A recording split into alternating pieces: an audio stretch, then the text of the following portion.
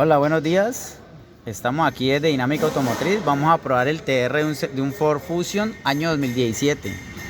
Entonces tenemos en la línea amarilla la señal del TR, en la línea verde positivo y en la línea negra negativo. Aquí vamos a comenzar a medir el voltaje.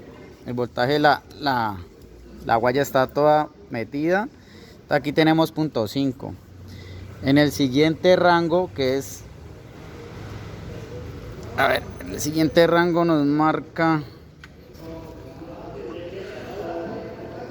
Aquí. La segunda posición, que sería reversa. La tercera posición, neutro. La cuarta posición, directa. ¿Listo? Y ya no me da más. Aquí sería otro rango, pero pues me toca dejarlo sostenido ahí. Hacemos esto ya que no hay manual de servicio que nos indique cuál es el valor de voltaje que debe tener el TR.